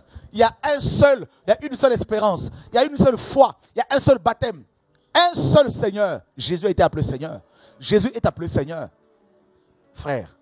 Et le Père est appelé Seigneur. Le Saint-Esprit est appelé Seigneur. Or, le Seigneur, c'est l'Esprit. 2 Corinthiens 3, 17. Là où est l'Esprit du Seigneur, là où est la liberté. Même le Saint-Esprit est appelé Seigneur. Mais frère, vous voulez... Oh, mes amis. Oh, mes amis. Hein? C'est ça la différence entre notre Dieu à nous chrétiens et les autres dieux. Notre Dieu à nous est devenu homme. Pour mieux nous comprendre. Pour mieux nous secourir. Pour mieux nous sauver. Frère, ça c'est magnifique. C'est la preuve de son amour. Alors il ne faut pas dire que Jésus n'est pas Dieu. Hein? Il dit aux enfants, aux Juifs, dans Jean 8, il dit avant qu'Abraham fût, je suis. Le je suis là, en hébreu c'est Aya. Aya. Aya. Aya, frère. Ah, mes amis. Aya et Yasha, la délivrance, ça va ensemble. Hein? Moïse pose la question à Dieu. Quel est ton nom? Dans Exode 3. Dieu lui dit, celui qui s'appelle je suis. Aya. Voyez, en hébreu. Alors il faut arrêter. On a pris des pierres pour le lapider. Il dit, moi et le Père, nous sommes un. Là, c'est, mes amis, c'est Ehad. Shema, Israël. Adon Elohenu Adon Ehad. Écoute Israël, Deutéronome 6.4. L'Éternel, je vais vous le dire littéralement. Hein? Vous allez voir que c'est... Écoute Israël. Yahvé, Elohim, les dieux au pluriel. Écoute Israël. Yahvé, les dieux est un. Un problème. C'est pas du français. Ben oui, mais c'est ce qui est écrit en hébreu. Shema Israël, Adon, le Seigneur, Adon, Elohenu, Adon, Ehad. C'est un mystère. Le Père, le Fils, le Saint-Esprit, c'est un mystère, frère. Moi et le Père, Jean 10, 30, nous sommes Ehad. On prend de pierre, on va le lapider. Il dit, on lui dit, toi qui es un homme, tu te fais Dieu. Mes amis, Jésus est le Dieu véritable. Pierre l'a dit dans Acte 4, 12. Sous le ciel, aucun autre nom nous est donné par lequel nous devions être sauvés. C'est le nom de Yeshua qui nous est révélé actuellement depuis sa venue sur terre, depuis son incarnation. C'est le seul nom qui sauve. Ce n'est ni Shora, ni un prophète, ni un évangéliste. Ne suivez plus les hommes bêtement. Si un homme vous appelle pour vous dire, frère, venez prier avec moi, j'ai commencé mon ministère, il faut lui dire, frère, cette époque-là est révolue. Nous ne suivons plus Moïse, nous ne suivons plus Élisée. Nous avons reçu la révélation maintenant. C'est le nom de Yeshua. Et il est écrit, quiconque invoquera le nom de Yeshua sera sauvé, frère. Pasteur, c'est fini cette époque où j'étais trompé. Maintenant, je préfère suivre mon Dieu. Moi et ma maison, nous servirons Yahvé. Alléluia. Frère, c'est fini, nous voyons clair maintenant. Nous ne serons plus les proies des faux ministères. Nous ne serons plus dépouillés par les bâtisseurs de royaumes humains, des bâtisseurs d'empires. Nous ne serons plus séduits par les bâtisseurs, frères, de PME. C'est fini. Oh, mon frère, ma soeur, je vois un démon, viens, je vais prier pour toi. Oh, frère, non, cette époque est révolue. Maintenant, j'ai le nom. Alléluia. J'ai le nom. Jésus dit, qui de vous me convaincra du péché? Il était catégorique. Qui de vous? C'est le Dieu véritable, frère. Le Dieu glorieux, le rocher, la lumière, le salut, l'agneau de Dieu, le lion de la tribu de Juda, le rejeton de David, l'étoile brillante du matin, la manne cachée, le lait par excellence, l'huile par excellence, le feu de Dieu, le marteau de Dieu. Frère, la montagne de Sion, Yeshua, Melchisedec, l'ange de l'Éternel, le Dieu d'Abraham, d'Isaac et de Jacob. Frère, le Dieu glorieux, Yeshua, il est incomparable. Il est le chemin, la vérité et la vie. C'est ça, le Dieu de gloire. Il est le dernier Adam. Le dernier Adam, c'est-à-dire Dieu devenu homme pour sauver les Adamites, la descendance d'Adam. Oh, quel mystère, quelle grâce, frère. Et devant son nom, Satan est à genoux. Devant son nom, les démons sont à genoux. Devant son nom, le sida est à genoux. Devant son nom, le cancer est à genoux. Devant son nom, la compromission est à genoux. Devant son nom, la dépression est à genoux. Devant son nom, l'impudicité est à genoux. Devant son nom, la prostitution, la sorcellerie est à genoux. Devant son nom, l'opposition est à genoux. Au nom de Yeshua. Jesus. Oh, il est là. Oh, la nuée de Dieu est là ce soir.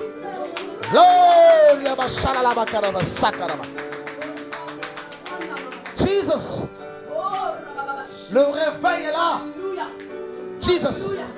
Porte et levez vos linteaux pour que le roi de gloire fasse son entrée. Jesus. Alléluia. Alléluia. Alléluia, alléluia. Tu es Dieu. Tu es Dieu. Tu es Dieu. Tu es Dieu. Les mages l'ont adoré. Les sorciers l'ont adoré. Les magiciens l'ont adoré. Tout genou fléchit. Toute langue confesse. Alléluia. Il n'a pas regardé son égalité avec Dieu. Oh my God, Philippiens. Seigneur, envoie le réveil. Envoie le réveil. Envoie le réveil. Envoie le réveil. Réveille-nous.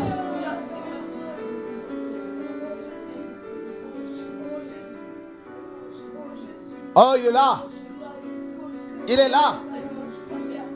Notre Dieu porte un nom. Aucun autre nom nous est donné. Aucun autre nom. C'est le nom de Yahvé. Yeshua est salut. Yahvé est salut. Oh Dieu de gloire. Oh Dieu de gloire. Dieu de gloire. Dieu de gloire. Dieu de gloire. Philippe lui pose la question. Montre-nous le Père. Jean 14, Jésus dit, il y a si longtemps que je suis avec vous. Tu ne m'as pas vu. My God, my God. Oh my God. Un enfant nous est né. Un fils nous est donné. Ésaïe 9. On l'appellera Dieu véritable, Père éternel, Prince de paix. Frère, Ésaïe a enfoncé le clou. Non, j'allais l'oublier ce verset. Le Saint-Esprit me l'a rappelé. Un enfant nous est donné. Un fils nous est donné. Un enfant nous est donné. Un fils nous est né. On l'appellera admirable, conseiller, Dieu véritable, Père éternel. Oh frère, Prince de paix. Laissez-moi vous dire, vous parler de lui. Hein? Nous viens. Oh non. Oh non. Satan a échoué. Cette génération connaîtra le nom de Dieu véritable. Le nom du Dieu véritable. 1 Jean 5, 20 nous dit, nous sommes dans le véritable, en son Fils Jésus-Christ. C'est lui le véritable Dieu et la vie éternelle. Oh my God. Oh my God. Dieu est lumière, Jésus est lumière. Dieu est Seigneur, Jésus est Seigneur. Dieu est sauveur, Jésus est sauveur. Oh frère, alors vous voulez quoi encore? Vous voulez quoi encore, frère? Non, il est Dieu. Il est Dieu. Il est Dieu. Jésus, je t'aime tant. Oh, je t'aime tant. Oh oui. Nalulayo, mon conti, nama conti qu'on sort. Yo Zambé, Zambé. Tu es Dieu. Tu es Dieu.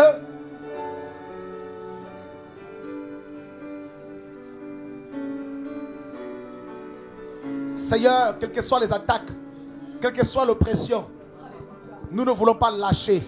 Nous ne lâcherons pas. Jamais, jamais, jamais. Oh, alléluia. Il est là. Il est là, mes amis. Jamais nous n'abandonnerons la foi. Jamais.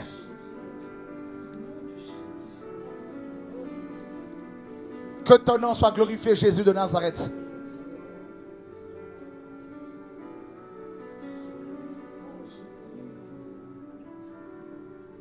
Oh, magnifique est le Seigneur.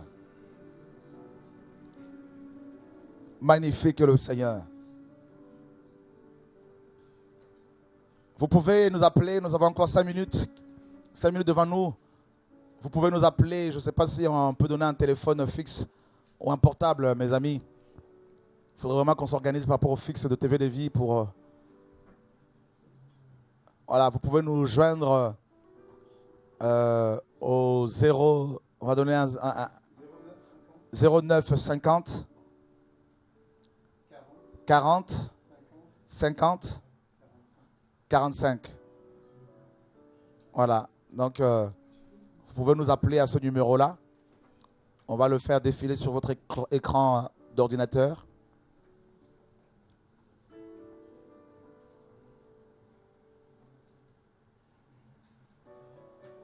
Voyez, ouais, je vais juste lire un dernier passage de ce que Paul dit ici, mes amis.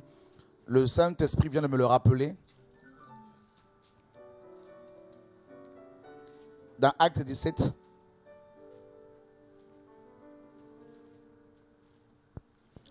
Verset 22. Paul, debout au milieu de l'aéropage, dit: Homme athénien, je vous trouve à tous égards extrêmement religieux, car en parcourant votre ville et en considérant les objets de votre dévotion, j'ai même découvert un autel avec cette inscription: à un Dieu inconnu. Ce que vous révérez, sans le connaître, c'est ce que je vous ai. Vous vous rendez compte? À un Dieu inconnu. Et Paul dit justement, c'est ce Dieu-là que j'annonce. N'est-ce pas? Et ce Dieu-là que Paul annonçait, c'était qui? Yeshua.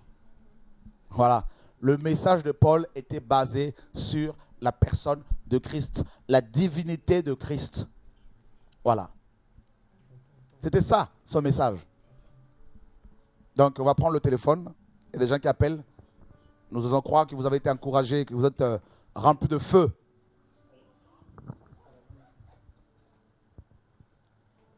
Alors, bonsoir. Oui, je vais prendre Michel, c'est pas grave. Oui, j'appelle sur Marseille, donc... Vous appelez depuis Marseille? Oui, je tiens à encourager le frère Chora. Merci. Merci, parce que, bon, il y avait des questions comme ça, des fois j'avais du mal à... J'étais un petit peu troublée entre Jésus et Dieu, tout ça. D'accord. Et maintenant, je suis un petit peu plus éclairée. Bon, je savais que Jésus était Dieu et tout. Mais c'était vraiment... il y avait vraiment une confusion, quoi. D'accord. Donc, tout est clair. Voilà. Que Dieu soit béni, ma soeur. Bon courage et bonne continuation. Merci. Alléluia. Merci, Seigneur. Au revoir.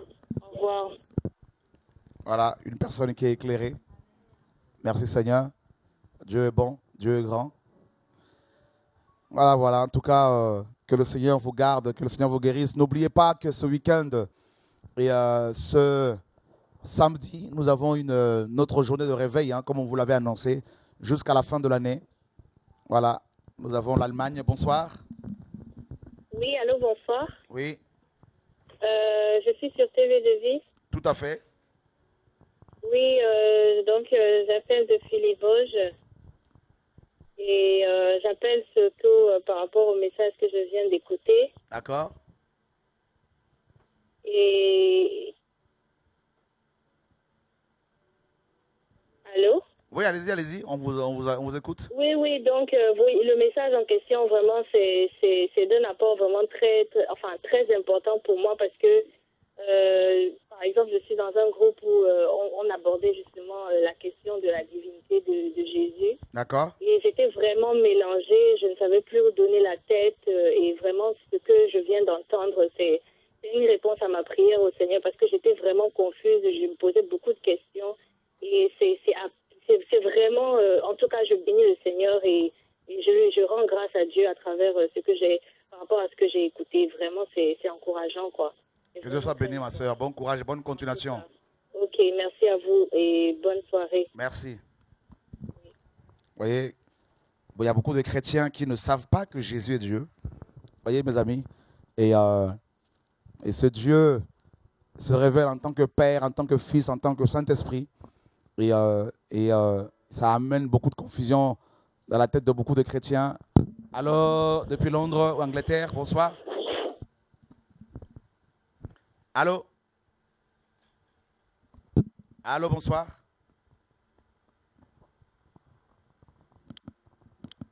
Allô?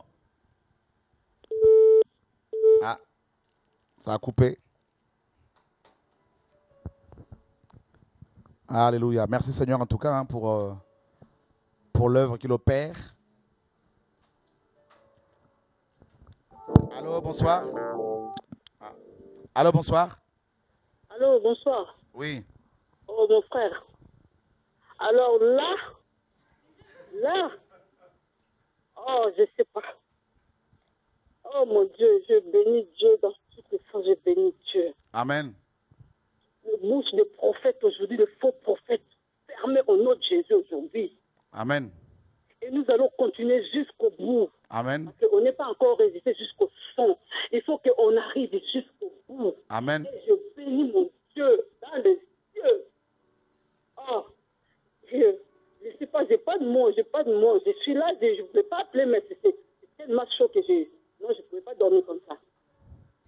Je ne pouvais pas dormir comme ça. Vraiment que le Seigneur nous bénisse. Merci, Seigneur. Et puis, oh là là. Alléluia. Bénis au nom de Jésus. Amen. Merci. Ouf. Ouf. Garde le feu de Dieu. Merci, Seigneur. Voyez, quand on touche à la divinité de Jésus, il y a des choses qui se passent. C'est pour cela que jusqu'à la fin de l'année, n'est-ce pas, on va beaucoup développer les enseignements sur la personne de Christ. Alléluia, gloire à Dieu. Allô, bonsoir. Allô? Oui, Oui, c'était pour intervenir aussi à TV de Vie. d'accord. Oui. En fait, je bénis le Seigneur parce que, en fait, quand vous expliquez de façon littérale, je sais pas comment vous dire en fait, c'est mieux quand vous expliquez en fait, je sais pas comment vous expliquer en fait. Tu as compris le message? J'ai mieux compris quand vous avez dit en fait que Dieu, waouh. Alléluia, que Dieu soit béni. Waouh, c'est pas grave. Allez, bonne continuation et garde ce feu du réveil. Alléluia. Il n'y a pas de mots. Merci Seigneur. À bientôt. Non, c'est magnifique. Hein? On nous dit que les pieds de Yahvé vont se poser sur le mont des Oliviers. Or, Jésus-Christ est monté au ciel à partir de la montagne des Oliviers. Et les anges ont dit aux apôtres que c'est Jésus qui a été élevé du milieu de vous, reviendra de la même manière. Allô? Oui, bonsoir. Bon, je suis en train de suivre l'émission de Philippe et tout de Londres. J'aimerais bien être mis en contact avec lui. Oui, bonsoir. Il n'y a pas de problème, frère. On va prendre tes coordonnées hors antenne. Hein? Ok. Ok, attends. On va prendre ses coordonnées.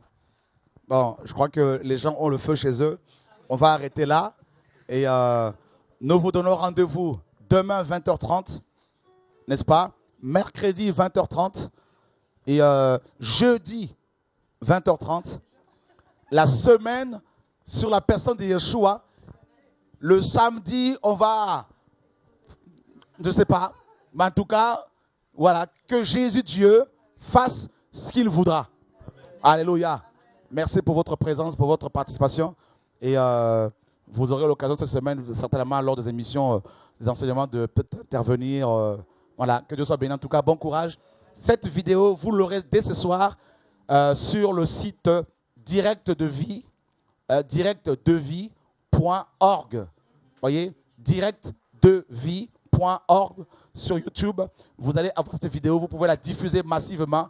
Et merci à mon frère Jacques de pouvoir la diffuser massivement dans les nations, car Yeshua est en train de revenir, mes amis, au nom de Yeshua. Amen.